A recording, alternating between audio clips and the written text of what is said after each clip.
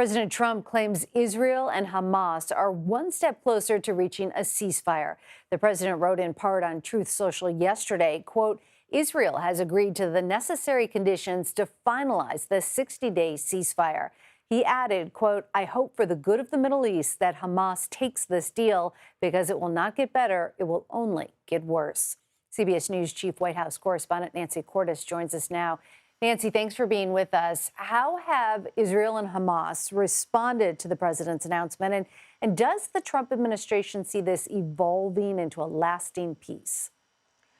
Well, Meg, while the president has framed this as a breakthrough, saying that Israel has agreed to the necessary framework, Israeli officials themselves have been a little more circumspect. We've gotten some mixed messages from them on whether they have actually accepted this framework or not. And Hamas is still holding out. Hamas officials are saying that they're working very responsibly to try to achieve some kind of ceasefire. They're not walking away from the table, but they're not embracing this framework either. And so you saw the president in that statement last night, Meg, saying, as you pointed out, that Hamas better take this deal because the terms are not going to get better for Hamas. They're only going to get worse. The question is whether language like that is really going to be enough to force Hamas to sign off, because as we've seen time and time again, there have been examples where the White House says the Israelis are on board, issues threats to Hamas that they need to get on board as well, and often those threats tend to fall on deaf ears. Nancy, let's switch gears a little bit and go back to the budget bill, which is held up in the House. How is the president trying to win over those remaining Republican holdouts?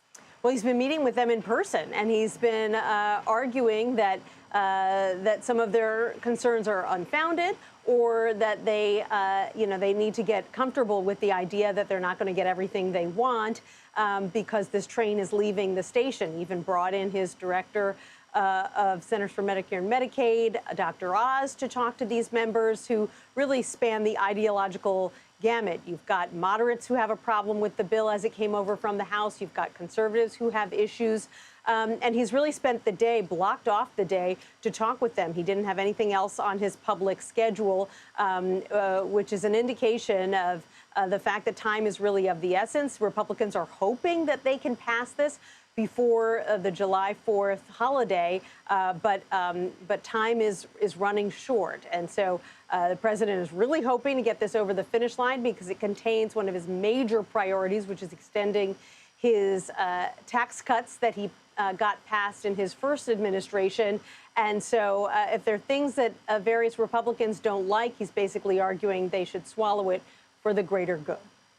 Time is running short, as you mentioned. Nancy, you also have reporting on the Trump administration's decision to pause some weapon shipments to Ukraine. What more can you tell us?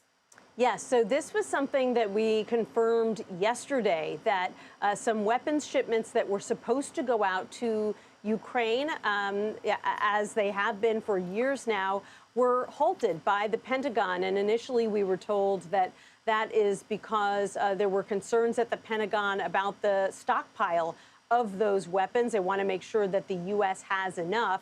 And so they were pausing the shipment. And we've continued to ask questions both here at the White House. Our colleagues have been asking questions at the Pentagon about how long this pause is going to last, whether this only affects Ukraine or other countries as well. What we've been told is that this is part of a larger review that has been taking place for weeks at the Pentagon at the direction of the president to ensure that that weapon shipments to many countries are falling in line with the president's priorities and his America First agenda. However, that doesn't answer the question of whether this signals a longer-term shift in policy towards Ukraine and when the shipments to Ukraine will resume. We're still waiting for those details. All right, Nancy Cordes, thank you. You're welcome.